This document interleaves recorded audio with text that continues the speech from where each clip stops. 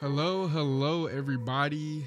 Welcome back to the channel. Appreciate you guys being back. Appreciate you guys staying and being here with me through, I wouldn't call it turmoil, but some times of growth. You feel me? Sometimes you got to go through some periods of growth, 2, 3 months, sometimes a year. You got to go through that time because it's good for you, it's good for the soul, and it's good for your future. Your future self will thank you, and I know mine will. Now, obviously, by the thumbnail and title, you know what we here for. We talking about the player awards. I believe it's at that point where none of the rest of the games are really gonna affect where I am with regard to the awards. There's really one award that I've been on the fence pretty much the whole year. I started the year with Giannis as my MVP, but of course, as the year has panned out, Jokic and SGA have been the two front runners. I will talk about that award probably second or third because there are two other awards that I got some stuff to get off my chest. Now, if you follow me on Twitter, you know some of those awards and some of those things that I'm referring to. Draymond. If you don't follow me on Twitter, go ahead and follow me on Twitter right now. It is on the screen that you're looking at. Just go ahead and go to that Twitter. Link is in the bio, making it easier on you for you to just tap the screen, go to Twitter, hit follow, and the first 25 people that follow, I'll follow you back. Usually I would say like, comment, and subscribe, but I'm not gonna lie, I kind of want to retire that. I'm gonna just go through, not have any expectations, just make videos, just talk. You feel me? A lot of you guys know we want to take the channel in another direction, but before we start to do that, I do want to get my player awards out the way, some playoff predictions out the way, and a couple other things before we, start to turn the mold a little bit. But I'm not going to take a break anymore. We're done with the breaks. The longest I will ever go without dropping a video at this point is like 4 or 5 days at the max. Anything further than that, we're dropping. We're dropping something. We're going to figure it out.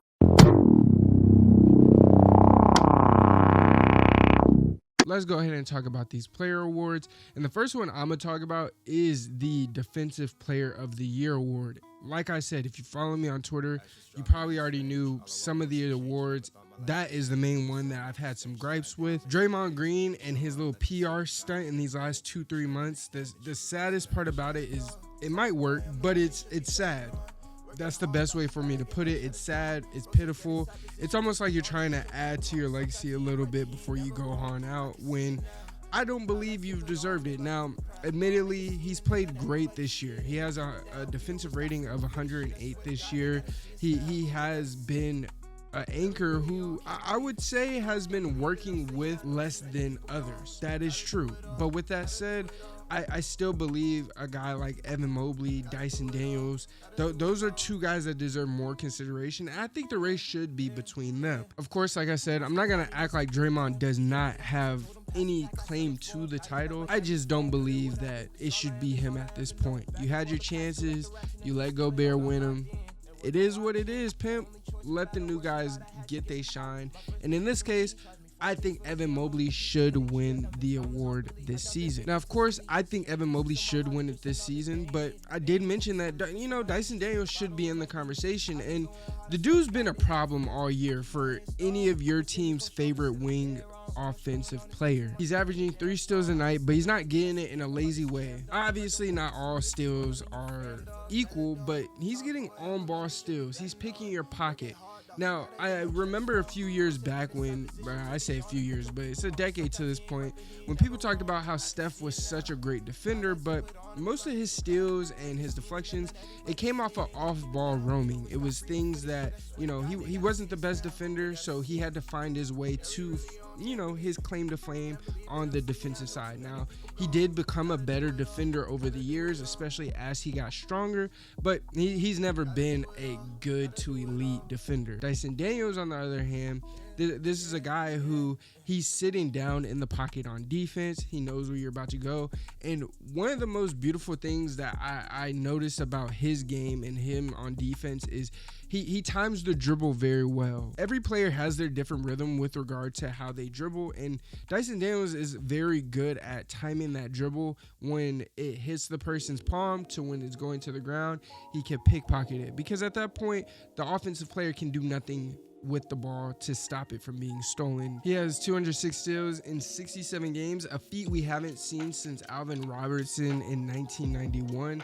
And he's on pace to get 236 steals, which would tie MJ for 13th all time in single season records. Now, that's amazing, especially coming from a guy who we weren't looking at him as a defender. We really weren't looking at him. I mean, we were looking at him as a defender, but not that kind of defender, not a point of attack guy that can anchor your team from the top down as opposed to being a bigger dude. He is able to take this Atlanta Hawks teams places that they probably didn't think about before, because now they have a much better defensive unit behind Trae Young and Jalen Johnson. For Mobley, with me, he's been steady all season. Now, originally, I thought it was going to be him and Wemby at the end of the year. Wemby was probably going to win it, but with Wemby getting hurt, of course, he fell off.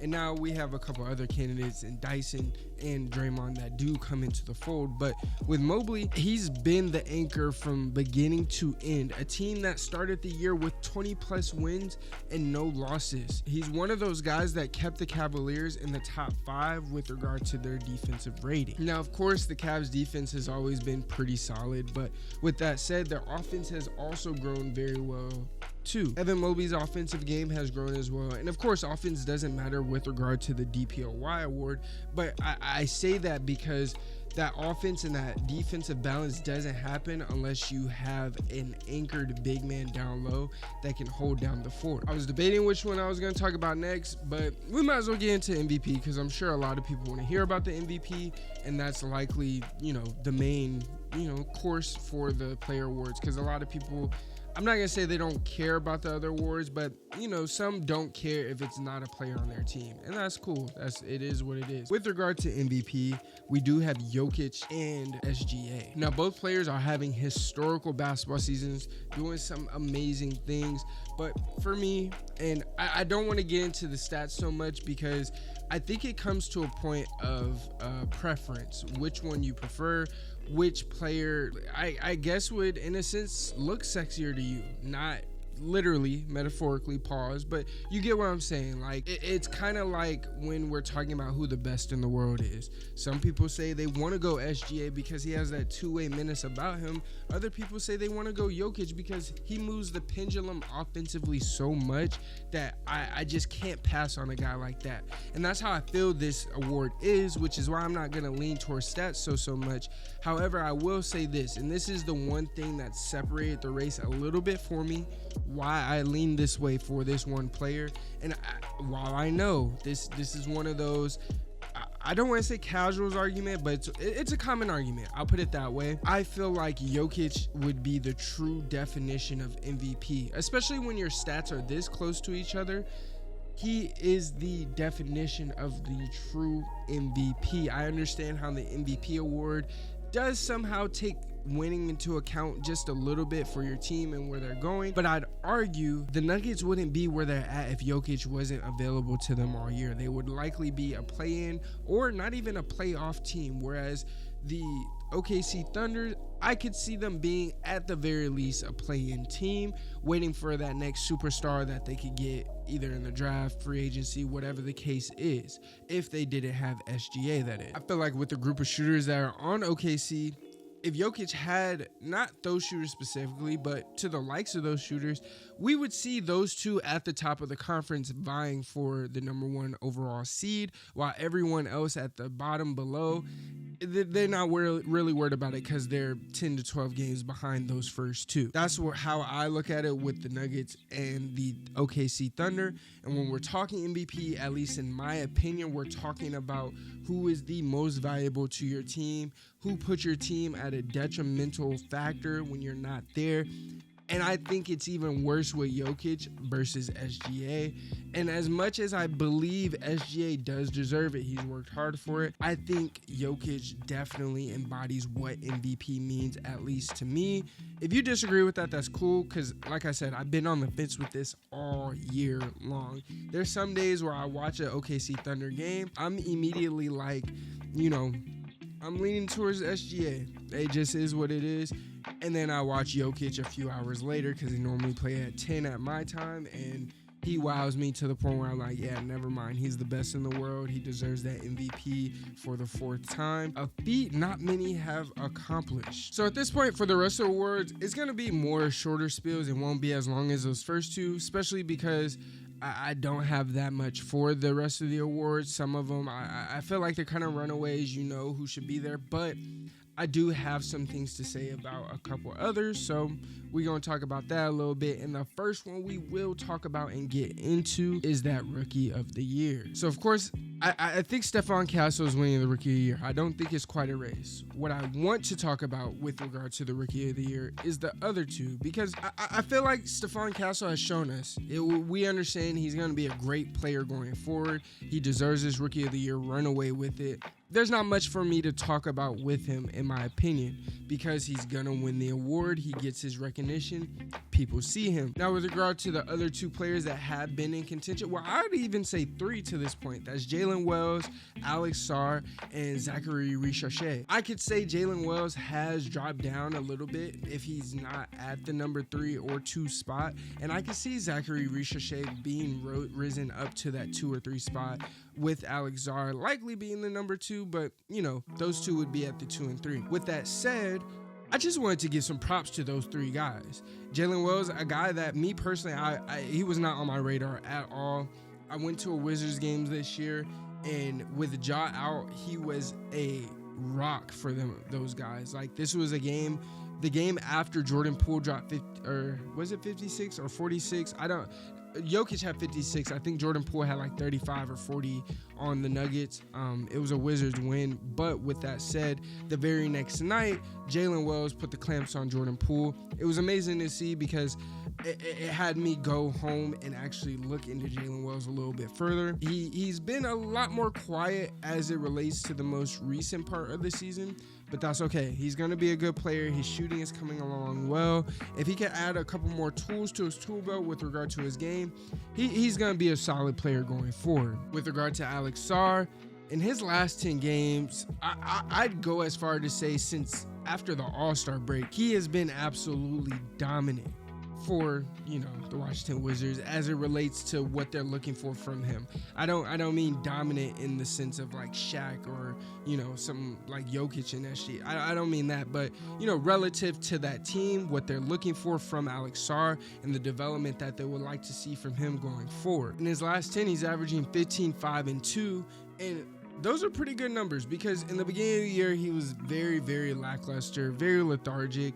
Now, it'll be better if we see his rebounding get up a little bit higher, but in his last couple of games, we've seen him get to 10 rebounds, 7 rebounds, you know, respectively. So as he kind of gets that IQ with how the ball is coming off of the rim, that'll come. He's a 7-footer. It better come, I would say that. But if it doesn't, regardless, he has been playing some good basketball.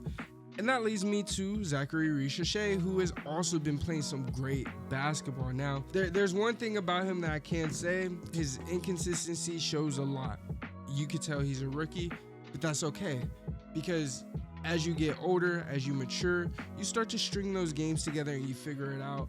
And that's where we're seeing Zachary Richarchet to this point. Post All-Star break, he started to figure it out a little bit more to where he's stringing together good game after good game after good game, as opposed to having good game, bad game, good game, bad game, which is the type of trend you want to see in your rookie. Now, I understand he is a first overall pick, but it is what it is. This was one of those draft class that we deem to be weaker. We'll see down the line, because personally, I don't think it'll be weak. I just think these guys need a little bit more development, which is also okay. That doesn't make a draft class weaker or stronger than the other, in my opinion, because, you know, some guys could not need development, which means they don't work, which means they fizzle out early, whereas guys who need development, they turn into the process like Joel Embiid. But yeah, for the Rookie of the Year, I just wanted to give those guys some love because I haven't heard too much about them. You already know ESPN talks about the same dumb shit every other day, so, you know, we gotta give some other guys love here, which we will do a rookie spotlight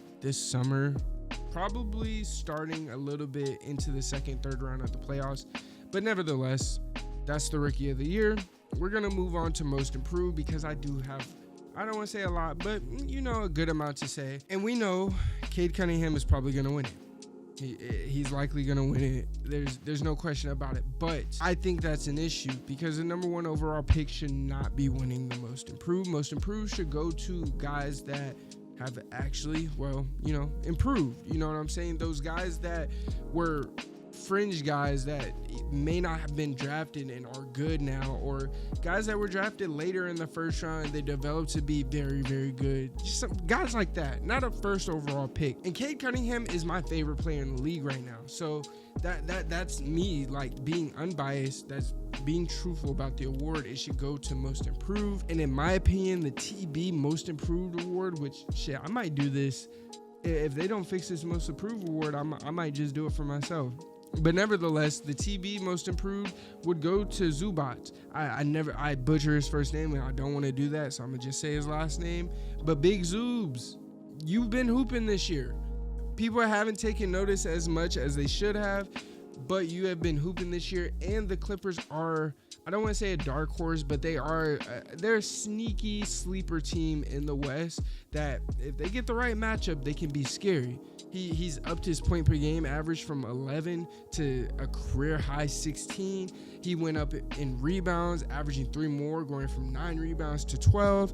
And he's been productive as well with dishing the ball out. Not too many assists, but it went from 1 assist to 2 assists, which it still contributes to buckets, which is what you're looking for. He's done a lot for the Clippers this year. He's a solid rebounder, great post game. He reminds me of a more polished version maybe of Jakob Poeltl. That might be a good comp. Well, maybe not more polished. Maybe let's say a healthy version, because Jakob Poeltl, he can't stay healthy and save his life. But nevertheless, that's how I kind of look at Zoobs, and I don't see him being a guy that's elite, but I do believe he deserved most improved, and that's the kind of guy that should win most improved. If he wasn't on there, I would say the race should be between him and Dyson Daniels, Norman Powell, Jalen Johnson, if he was able to finish the year. Just some names to throw out there so you get the idea of what I think most improved should kind of surround itself around, the kind of player rather. Now we got 3 more awards. This won't be too much longer of a video. We got Coach of the Year, Clutch Player of the Year, and 6th Man. Now I'm gonna be honest with you guys, I'm to this day I don't really care too much about Clutch Player of the Year. Like it doesn't do too much for me. That's the best way for me to put it. It doesn't do too much for me. But with that said, I personally would go with either Jalen Brunson or Trae Young. And thinking about it right now, I'd probably go Jalen Brunson, mainly because the Knicks have a team with a bunch of scorers, a bunch of guys they can go to, whether that's Cat, whether that's OG, whether that's Mikal. There's guys they can go to, but routinely, game in and game out, when it comes down to it and they need to be taken home, they look to Jalen Brunson, and Jalen Brunson's that guy. And to have a team of scorers that collectively look towards you and go, take us home, that means a lot, and that's really good. That's something that I like to see. Of course, the same goes for Trae Young and Jokic, but I think Jalen Brunson has been forced to do it night in, night out. He, if I'm not mistaken, is top 5 in the most clutch points per game this season. So he deserves it. Again, I don't really care about the word too much, so don't kill me. That's just that. Last 2, 6th Man of the Year, Coach of the Year. Now, 6th Man of the Year, at first I wanted it to go to Peyton Pritchard, but then I thought about it. I was like, bro, my job would be easy if I came onto the court and my team up 10, 15 points most times when I come on the court, and I just got to stretch that lead out a little bit.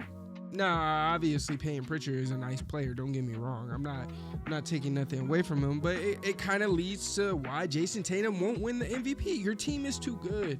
Your team is too good. So to me, 6th Man, that goes to Malik Beasley.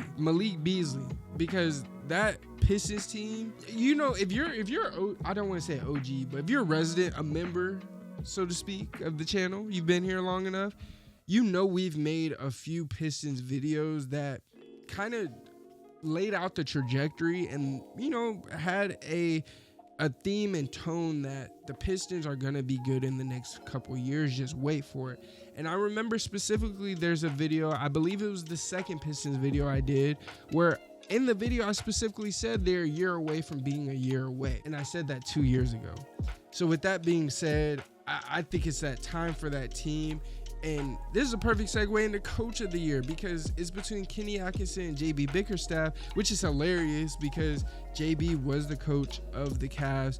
Kenny was not. I'm not sure where Kenny was. I think he was with the Nets, if I'm not mistaken. If not, I don't know. Comment down below where Kenny was last year, because I'm not 100% sure. But with that said, I think it's quite clearly JB Bickerstaff's award to win. You took arguably the worst team in the league. You got them to the not a play-in berth, but you got them to the 6th seed. You got them in the playoffs. You're in the playoffs. You achieved that playoff berth early at that. You went from 14 wins to 40, a current 43. Tonight might be 44 if y'all win against Sacramento. But to me, by and large, that's coach of the year. Yeah, that's coach of the year. Because with Kenny Atkinson, my thing is like this. The Cavs were top 4 last season. And to get number 1, I believe they are right now. Let's just say top 2. Okay. Cool. We was here and you got us here. Whereas the Pistons were here, you can't even see them on the screen, and they went to here, where they're not up here, but you know, they wasn't on the screen before. Y'all was still up here and y'all went a little bit higher, whereas you can't see them. You get what I'm saying? Y'all feel that analogy? Okay. I'm glad we got there. But with that said, you know, Malik Beasley deserves that 6th man of the year. But you know what's funny about this is, now that I'm thinking about it, the Pistons might sweep, not sweep, but they're gonna go away with a couple awards, because you got Cade Cunningham likely gonna win Most Improved. I told you guys my pick, but it is what it is.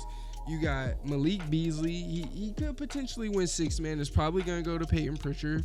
Cool. And JB Bickerstaff is likely gonna win Coach of the Year. If you could get 3 Pistons to win 3 awards, that's crazy. That's a successful year. Going forward, y'all better look to chip.